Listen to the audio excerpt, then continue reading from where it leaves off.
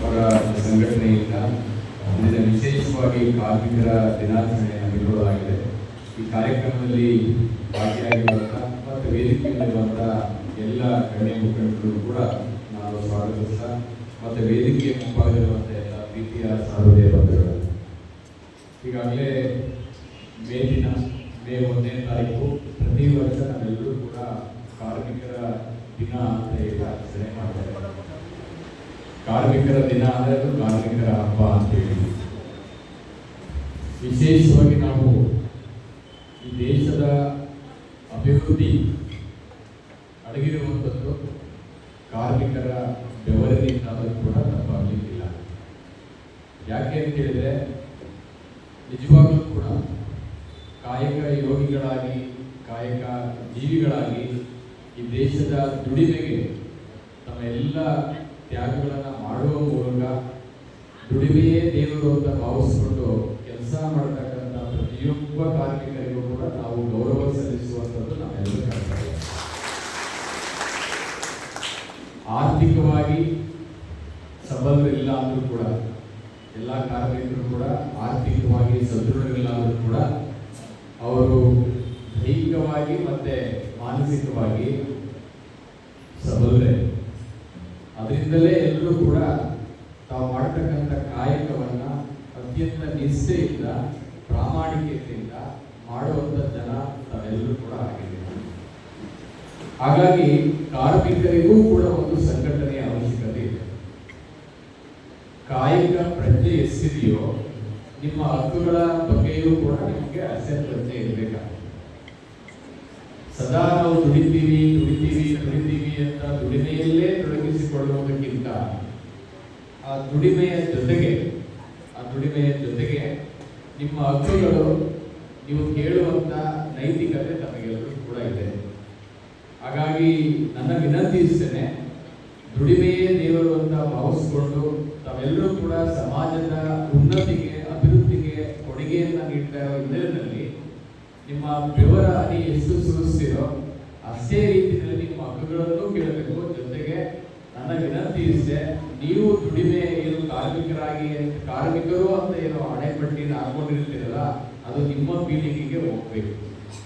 ನಿಮ್ಮ ಮಕ್ಕಳು ಮತ್ತೆ ಪುನಃ ಕಾರ್ಮಿಕರಾಗಬಾರದು ಅಂದರೆ ನೀವೆಲ್ಲೋ ಕಟ್ಟಡದಲ್ಲಿ ಕೆಲಸ ಮಾಡ್ತೀರಾ ಅಥವಾ ಇನ್ಯಾವುದೋ ಒಂದು ವೃತ್ತಿ ಮಾಡ್ತೀರಾ ಅನ್ನೋದಕ್ಕಿಂತ ನಿಮ್ಮ ಮಕ್ಕಳಿಗೆ ಸರಿಯಾದಂಥ ಶಿಕ್ಷಣವನ್ನು ಕೊಡ್ತೀರಿ.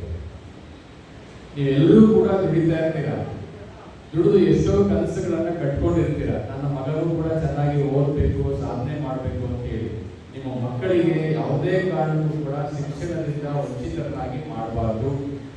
ದಯಮಾಡಿ ನಿಮ್ಮ ಎಲ್ಲ ಮಕ್ಕಳಲ್ಲೂ ಕೂಡ ಒಳ್ಳೆಯ ಶಿಕ್ಷಣವನ್ನು ಕೊಡಿಸುವ ನಿಟ್ಟಿನಲ್ಲಿ ನೀವು ಕ್ರಮವನ್ನು ಕೈಗೊಳ್ಳಬೇಕು. ಹಾಗಾಗಿ ನನ್ನ ವಿನಂತಿ, ಮೊದಲನೇದಾಗಿ ನಿಮ್ಮ ಕಾಯಕ ಪ್ರಜ್ಞೆಯ ಜೊತೆಗೆ ನಿಮ್ಮ ಹಕ್ಕುಗಳನ್ನು ಕೇಳುವಂಥ ಒಂದು ಪ್ರಜ್ಞೆ ನಿಮ್ಮದಾಗಲಿ. ಎರಡನೇದು, ಕಾಯಕ ಜೀವಿಗಳು ತಾವೆಲ್ಲ ಏನಿದ್ದೀರಾ ನೀವೆಲ್ಲರೂ ಕೂಡ ಸಂಘಟಿತರಾಗಬೇಕು. ನಿಮ್ಮ ಹಕ್ಕುಗಳನ್ನು ಅಷ್ಟೇ ನೈತಿಕವಾಗಿ ಕೇಳಬೇಕು. ಮೂರನೇದಾಗಿ ಬಹಳ ಮುಖ್ಯವಾಗಿ ಶಿಕ್ಷಣ, ನಿಮ್ಮ ಮಕ್ಕಳಿಗೆ ಸರಿಯಾದಂಥ ಶಿಕ್ಷಣವನ್ನು ಕೂಡ ತಾವು ಕೊಡಬೇಕು. ನಾಲ್ಕನೇದಾಗಿ ಬಹಳ ಮುಖ್ಯವಾಗಿ ನಿಮ್ಮ ಆರೋಗ್ಯವು ಕೂಡ ಬಹಳ ಮುಖ್ಯ.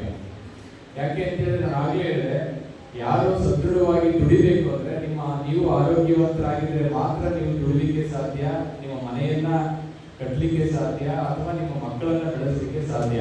ನಿಮ್ಮ ಆರೋಗ್ಯವನ್ನು ಕೂಡ ತಾವು ನೋಡ್ಕೋಬೇಕಾಗುತ್ತೆ. ಸೊ ಅಷ್ಟು ಅಂಶಗಳನ್ನು ನಾನು ಹೇಳಿದ ಕಾರ್ಮಿಕರ ಹಕ್ಕುಗಳಾಗಿ ಕೇಳುವಂಥ ಸಂದರ್ಭದಲ್ಲಿ ಯಾವತ್ತೂ ಕೂಡ ಹಿಂದೆ ಬೀಳಬಾರ್ದು. ಯಾವ ನಮ್ಮ ಏನು ಸರ್ಕಾರಗಳು ತಮಗೆ ಕೊಟ್ಟಿರುವಂಥ ಏನೇನು ಸೌಲಭ್ಯಗಳಿದೆ ಆ ಸೌಲಭ್ಯಗಳನ್ನು ಪಡೆಯುವಂಥ ಒಂದು ಹಕ್ಕು ತಮಗೆ ಎಲ್ಲರಿಗೂ ಕೂಡ ಇದೆ. ನಮ್ಮ ಕಾರ್ಮಿಕ ಅಧಿಕಾರಿಗಳು ಕೂಡ ಇದ್ದಾರೆ ಸಹಿತ, ಅವರಿಗೆ ಹೆಚ್ಚು ಮಾಹಿತಿಯನ್ನು ತಾವು ತಗೋಬೇಕು. ಈಗಾಗಲೇ ಕಟ್ಟಡ ಕಾರ್ಮಿಕರ ಕಲ್ಯಾಣ ನಿಧಿಯಿಂದಲೂ ಕೂಡ ಅನೇಕ ಸೌಲಭ್ಯಗಳನ್ನು ಕೊಡ್ತಕ್ಕಂಥ ಕೆಲಸ ಕಾರ್ಯಗಳು ನಡೀತಾ ಇದೆ. ಬಹಳ ವಿಶೇಷವಾಗಿ ನಾನು ಆಗಲೇ ಹೇಳಿದೆ, ಒಂದು ಕಲಿಕಾ ಭಾಗ್ಯ ಅಂತ ಹೇಳಿ ಶೈಕ್ಷಣಿಕವಾದಂಥ ಸಹಾಯಧನವನ್ನು 1ನೇ ತರಗತಿಯಿಂದ ನಿಮ್ಮ ಮಕ್ಕಳು ಉನ್ನತ ವ್ಯಾಸಂಗಕ್ಕೆ ಹೋಗ್ಲಿಕ್ಕೂ ಕೂಡ ಅವಕಾಶ ಇದೆ ಮತ್ತು ಪಡಲಿಕ್ಕೂ ಕೂಡ ಅವಕಾಶ ಇದೆ. ಸೊ ಎಷ್ಟೋ ಸಂದರ್ಭದಲ್ಲಿ ಶೈಕ್ಷಣಿಕ ಸೌಲಭ್ಯ ಇದೆ ಅಥವಾ ಸರ್ಕಾರದಿಂದ ಈ ಸೌಲಭ್ಯ ಇದೆ ಅನ್ನುವಂಥದ್ದು ಎಷ್ಟೋ ಜನರಿಗೆ ಗೊತ್ತಿರೋದಿಲ್ಲ. ಅದು ಅರಿವಿನ ಕೊರತೆಯಿಂದ ಅವರು ಅದನ್ನು ಕೇಳಲಿಕ್ಕೆ ಹೋಗೋದಿಲ್ಲ. ಅದರ ಜವಾಬ್ದಾರಿ ಏನು ಕಾರ್ಮಿಕ ಸಂಘಟನೆಗಳು ಒತ್ಕೊಂಡಿರ್ತಾರೆ ಅವರು ಅದನ್ನ ಮಾಡಬೇಕಾಗುತ್ತೆ. ತಿಳಿಯುವಂಥದ್ದು, ಅವರಿಗೆ ದಾರಿ ತೋರಿಸುವಂಥದ್ದು ಮಾಡಬೇಕಾಗುತ್ತೆ. ಈಗ 1ನೇ ತರಗತಿಯಿಂದಲೂ ಕೂಡ ಮಕ್ಕಳಿಗೆ ಒಂದು ಶೈಕ್ಷಣಿಕ ಸಹಾಯಧನವನ್ನು ಕೊಡಲಿಕ್ಕೆ ಅವಕಾಶ ಇದೆ ಅನ್ನೋದನ್ನ ಎಲ್ಲರೂ ತಿಳ್ಕೋಬೇಕು. ಆ ಸಹಾಯವನ್ನ ಪಡ್ಕೊಳ್ಬೇಕು, ಆ ಸೌಲಭ್ಯವನ್ನ ಪಡ್ಕೊಳ್ಬೇಕು. ಯಾರು ಕಟ್ಟಡ ಕಾರ್ಮಿಕರು ಇರ್ತಾರೆ, ಆ ಕಾರ್ಮಿಕರು ಮಗು 1ನೇ ತರಗತಿ ಶಾಲೆಗೆ ಸೇರಿದಾಗಿಂದಲೂ ₹1,800 ಶೈಕ್ಷಣಿಕ ಸಹಾಯಧನವನ್ನು ವಾರ್ಷಿಕವಾಗಿ ಕೊಡಲಿಕ್ಕೆ ಅವಕಾಶ ಇದೆ. ಉನ್ನತ ಶಿಕ್ಷಣಕ್ಕೆ ಹೋದ್ರು ಕೂಡ ಅಪ್ ಟು 50,000 60,000 ಕೂಡ ಶೈಕ್ಷಣಿಕ ಸಹಾಯವನ್ನು ಕೊಡಲಿಕ್ಕೆ ಅವಕಾಶ ಇದೆ. ಅದರ ಒಂದು ಸಹಾಯವನ್ನು ತಾವು ಪಡ್ಕೊಳ್ಬೇಕು ಅನ್ನುವಂಥ ಮಾತನ್ನು ನಮಗೆ ಹೇಳಿದ. ಮತ್ತೆ ವಿಶೇಷವಾಗಿ ಯಾರು ಫಲಾನುಭವಿಗಳಿದ್ದಾರೆ ಆ ಫಲಾನುಭವಿಗಳಿಗೆ ವೈದ್ಯಕೀಯ ಸಹಾಯಧನವನ್ನು ಕೂಡ ಅಪ್ ಟು 20,000 ಕೊಡಲಿಕ್ಕೆ ಅವಕಾಶ ಇದೆ. ಮತ್ತು ಅಪಘಾತದಲ್ಲಿ ಯಾರಾದ್ರೂ ಮರಣ ಹೊಂದಿದ್ರೆ, ನೋಂದಾಯಿತ ಕಾರ್ಮಿಕರು ಮರಣ ಹೊಂದಿದ್ರೆ ಅವರ ಕುಟುಂಬಸ್ಥರಿಗೆ ಕೂಡ ಏನು 8 ಲಕ್ಷದವರೆಗೂ ಕೂಡ ಅಪಘಾತ ವಿಮೆಯನ್ನ ಕೊಡಲಿಕ್ಕೆ ಕೂಡ ಅವಕಾಶ ಇರತಕ್ಕಂಥದ್ದು. ಮತ್ತೆ ಬಹಳ ಮುಖ್ಯವಾಗಿ ನಾನು ಆಗಲೇ ಹೇಳಿದೆ, ಕಾರ್ಮಿಕರು ತಾವೆಲ್ಲರೂ ಕೂಡ ಆರೋಗ್ಯವಂತರಾಗಬೇಕು. ಏನೋ ನಿಮ್ಮ ದೈಹಿಕ ಸಮಸ್ಯೆಗಳು ಬಂತು ಅಂತ ಹೇಳಿದ್ರೆ ಏನಾದರೂ ಕೂಡ ನಿಮಗೆ ವೈದ್ಯಕೀಯ ವೆಚ್ಚ ಸಹಾಯಧನವನ್ನು ಮಾಡಬೇಕಂತ ಅದಕ್ಕೂ ಕೂಡ ಅವಕಾಶ ಇರತಕ್ಕಂಥದ್ದು. ಮತ್ತೆ ಫಲಾನುಭವಿಗಳ 2 ಹೆಣ್ಣು ಮಕ್ಕಳಿಗೆ ಮದುವೆ ಮಾಡಲಿಕ್ಕೆ 60,000 ಕೂಡ ಸಹಾಯಧನವನ್ನು ಕೊಡಲಿಕ್ಕೂ ಕೂಡ ಅವಕಾಶ ಇದೆ.